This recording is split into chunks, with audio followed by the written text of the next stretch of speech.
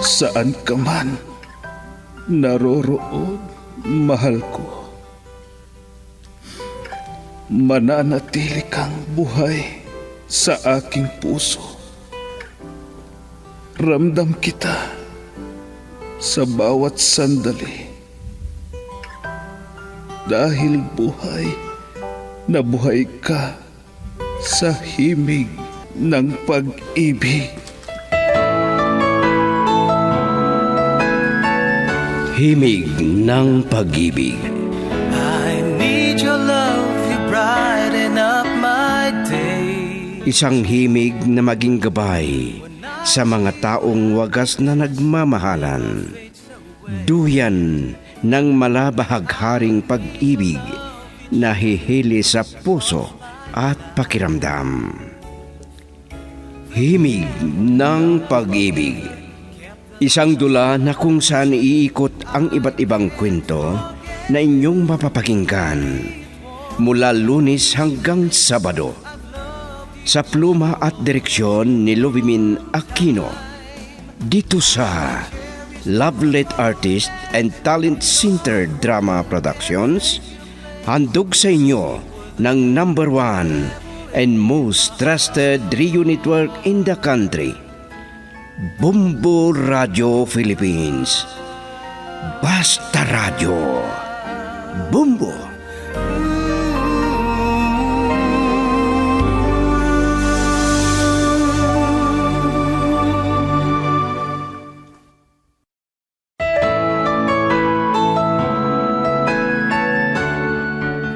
Ang nakaraan, hindi nagkamali ng hinala si Amy na may babae ang kanyang asawa na si Ronald. Sinundan niya ito sa bahay na tinutuluyan nila ni Katlia. Galit na sinugod niya ang magkalaguyo. Susundan sana ni Ronald si Amy, ngunit nagbanta si Katlia. Nahihiwalay niya ito kung susundan niya ang kanyang asawa. Natakot si Ronald kay Katlia. Iyak nang iyak si Amy sa sama ng loob, kaya nagpasya ito na hiwalayan niya si Ronald. At ngayon, narito ang karugtong ng isang linggong kwento natin, Pagbabago. Dito sa dula natin, Himig ng Pag-ibig.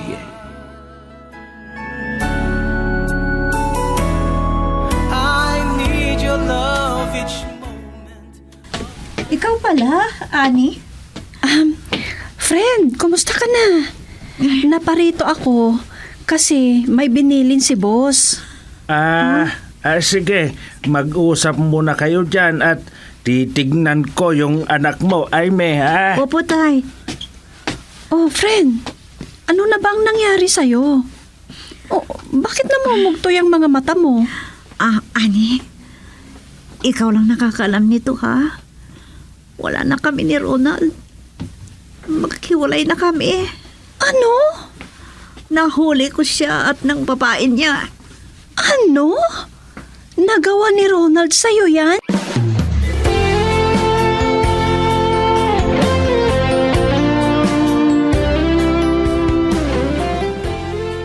Tay, pumunta si Ani dito. Pinapatawag na daw ako ng boss namin kasi nag-resign daw yung isang kasamahan namin sa trabaho. Ay, kaya pala. Kaya kailangan ko na pong magtrabaho para sa anak ko. Tay, kayo muna ang bahala sa anak ko. Kailangan ko kasi magtrabaho. Walang problema dyan, anak. Pero sigurado ka, ha?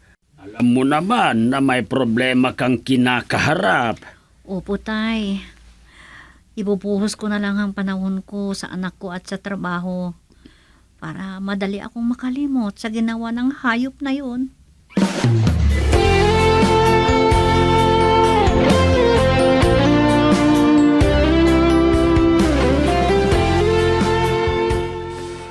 Pumasok na pala sa trabaho si Amy Balae. Oo, Balae. Pinapasok na siya ng kanyang boss.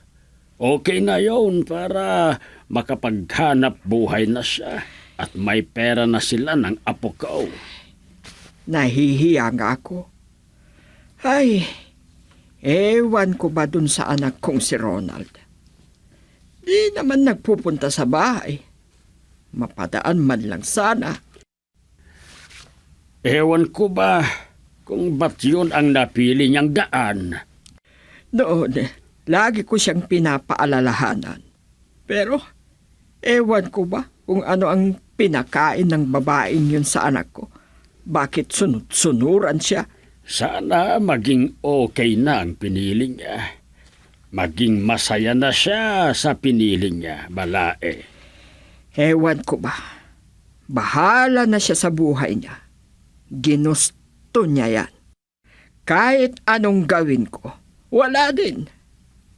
Talagang ganyan ang buhay o tao, Balae. May hinahanap siya sa buhay niya. Pero dalawa lang ang pwedeng mangyari. Maging malungkot at maging masaya. Totoo ang sinasabi mo, Balae. Sana sa pinili niya, hindi siya magsisisi. Oo nga pala, Balae. Pakibigay mo ito kay Amy. Para yan sa apo ko. Oo, Balae. Kahit ganun ang nangyari sa magulang niya, apo ko pa rin yan. Kahit nahiwalay na ang mga magulang niya.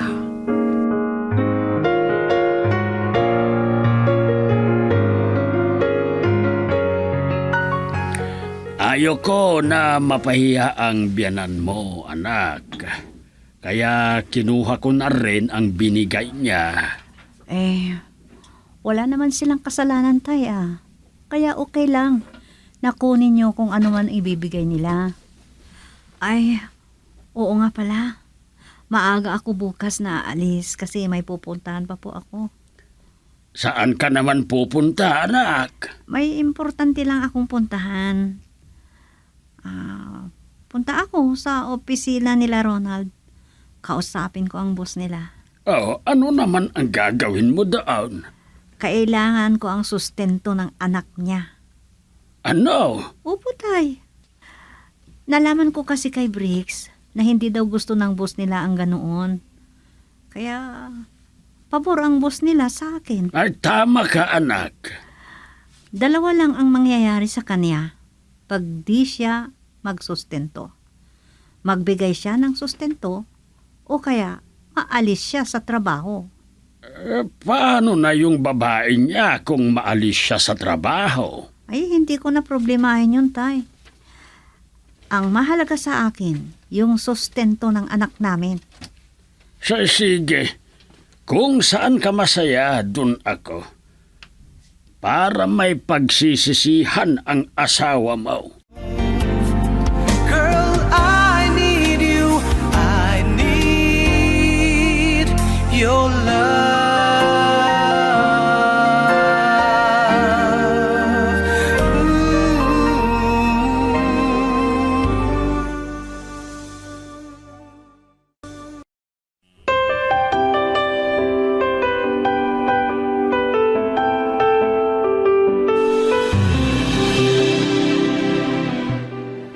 Oh, Amy, andito ka? Oo, Briggs.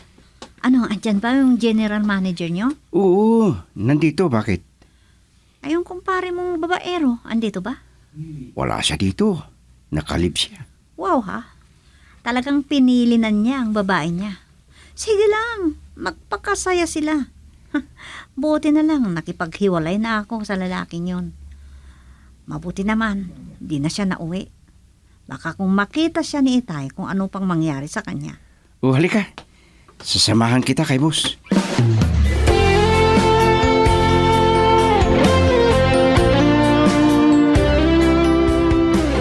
Oh, Amy, anong sabi ni boss? Sabi niya, hindi siya pabor sa ginagawa ni Ronald. Hindi siya sumasang-ayon doon. Isa kasi yan sa patakaran ng kumpanya. Kaya i-terminate daw siya. Yan kasi. Bakit kasi niya pinili ang babae niya? May anak naman kayo ah. Yun sana inisip niya.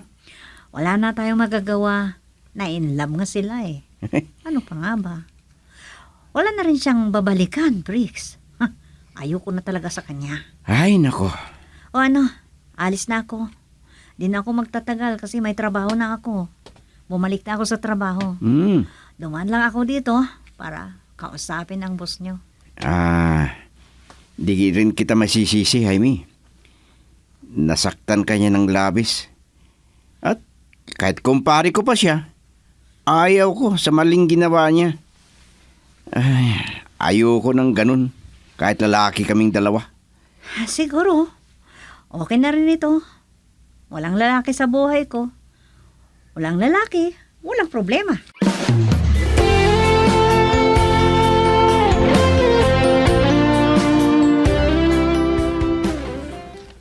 Siguro naman, wala ka nang masabi sa akin. Dahil lahat naman ng gusto mo, sinunod ko. Nandito na tayo sa syudad. Talagang pinatunayan mo na mahal mo ako. Kaya nga, mahal na mahal kita. Kaya nga lahat ng gusto mo, sinusunod ko. Kaya, asahan ko na ako lang ang mamahalin mo, ha? Basta ba lahat ng gusto ko ay susundin mo? Wala tayong problema. Pero kung di mo maibigay sa akin lahat, sorry na lang. Iiwanan kita. Ano?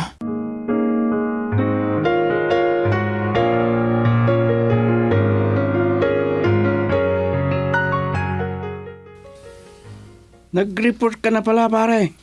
Kailangan pare, kasi wala na akong pera. Bakit? Ilang araw ba ang bakasyon niyo? May inasikaso kasi ako. Inaasikaso or nag-honeymoon kayo ng jowa mo? Parang ganun na nga pare. Oo nga pala, pare. May binilin si boss na kung papasok ka ngayon, pumunta ka sa opisina niya. May sasabihin sa'yo. Oh, bakit daw? Ewan ko. Pero nang isang araw, pumunta dito si Amy. Nag-usap yata sila ng manager eh.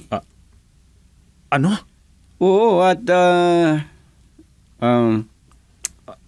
At ano? pare, nalimutan mo na yata kung ano ang policy ng kumpanya natin.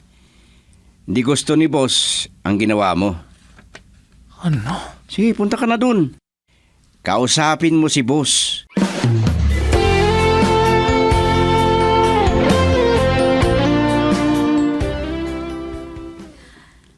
Mabuti naman kung ganon. Mabuti kung aalisin nila sa kanilang kumpanya para magtanda. Yan po ang sinabi ng boss nila. Kasi, yun daw ang isang policy sa kumpanya. Kung ganon ang mangyayari, sigurado ako, hihiwalayan siya ng babae niya at babalik siya sa'yo. Ay, hindi ko na siya tatanggapin, tay. Pero anak naman, may anak kayo. Paano kung lumaki siya at magtanong kung sinong ama niya? O di sabihin ko ang totoo, tay.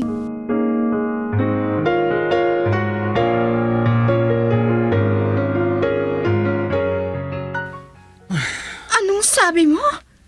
Natanggal ka sa trabaho mo? Bakit? Kasi, nagpunta doon si Amy at kinausap ang boss ko. Paano na yan? Kailangan ko na makausap si Amy.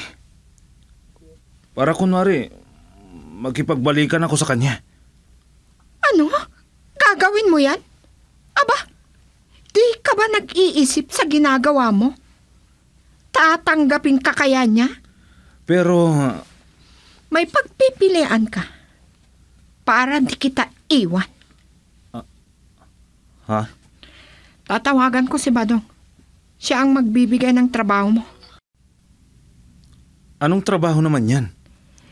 Take it or leave it. Kung ayaw mo sa ibinibigay ni Badong na trabaho sa'yo, iiwanan kita. Sige, sabihin mo kung anong trabaho. Huwag mo lang akong iwan.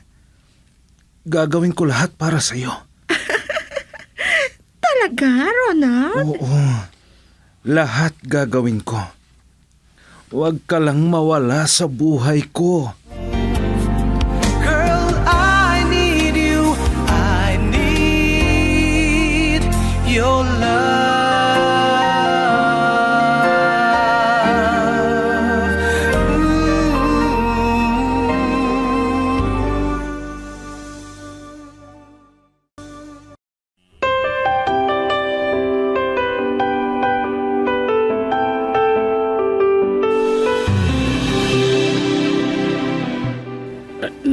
Naku, balae.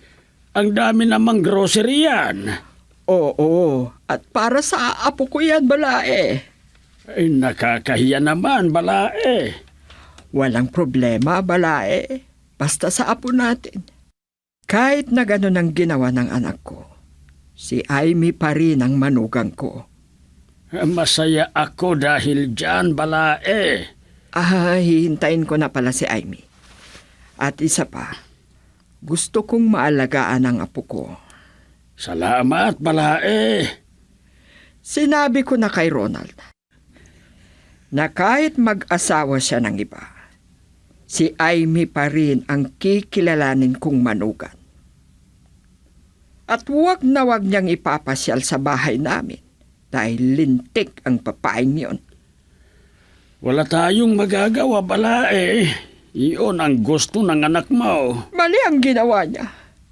May anak na siya. Di ko kinukonsinti kung ano ang maling ginawa niya kahit anak ko pa siya. Masaya ako dahil yan, balae.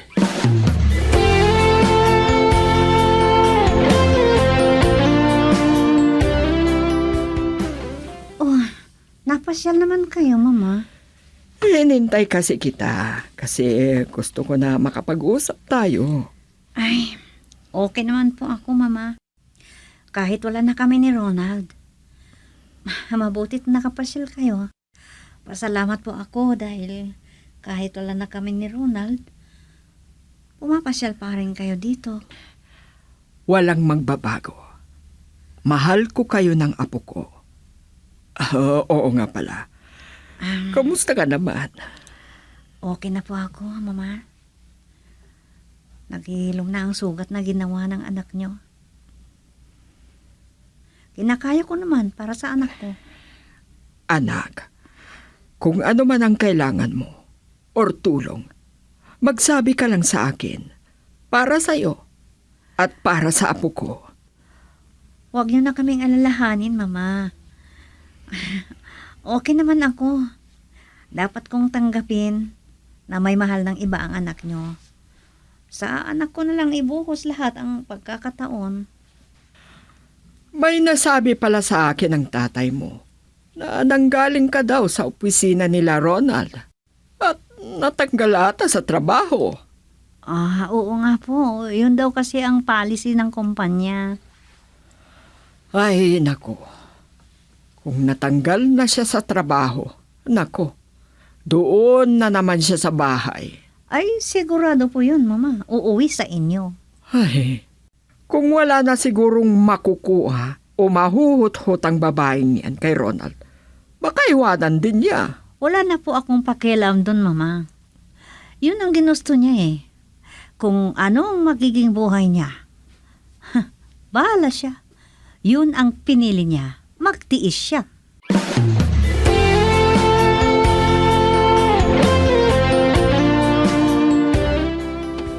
Di ko akalain magkikita tayo dito, Amy. Ay, oo. Ikaw pala, Bricks. May bibilhin lang ako kaya napadaan ako dito. Oh, kumusta ka naman? Wow ha, naka-office uniform ka. Ay, oo. Bumalik na kasi ako sa trabaho ko. Oh, masaya ako at may trabaho ka na. Pero si Ronald, wala na siyang trabaho. Inalis nila sa kumpanya. Talaga? O bakit? Di pa ba nagpapakita sa'yo? Hindi. Akala ko kinausap ka nila. Ay, hindi. Mas pinili niya yung babae niyang yun. Kaya, wala na sa akin yun. Wala akong pakialam sa kanya.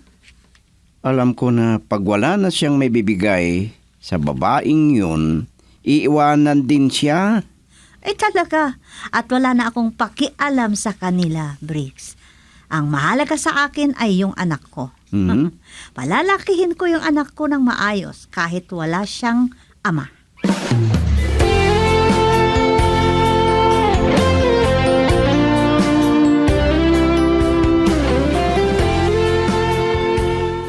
Bakit di mo kinuha ang perang binibigay sa'yo ni Badong?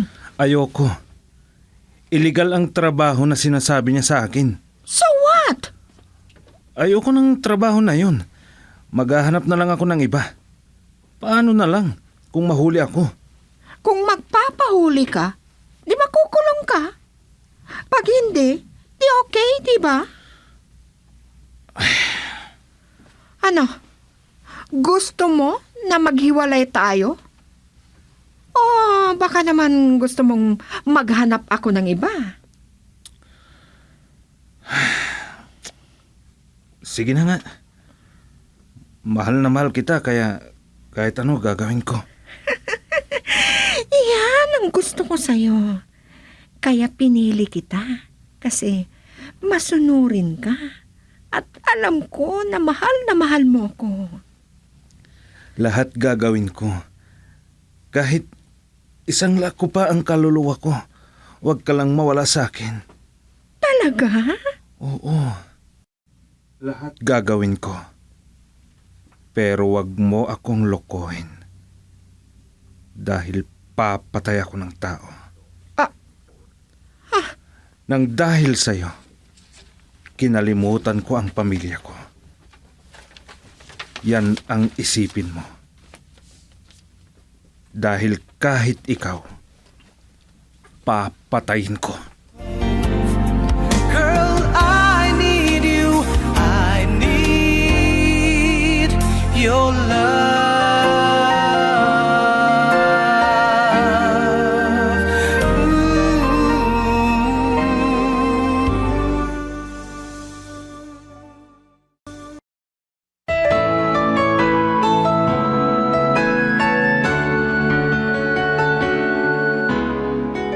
Mga giliw naming tagapakinig, sundan bukas ang karugtong ng kwento natin sa linggong ito na pinamagatang Pagbabago. Dito sa ating dula, Himig ng Pag-ibig. Mula sa panulat ni Lovimin Aquino Sr., Production Supervision, Leyte Astudillo Aquino. Mula sa Lovelit Artist and Talent Center Drama Productions, handog sa inyo ng #1 and most trusted radio network in the country, Bombo Radio Philippines. Basta Radio. Bombo. How I cherish those moments.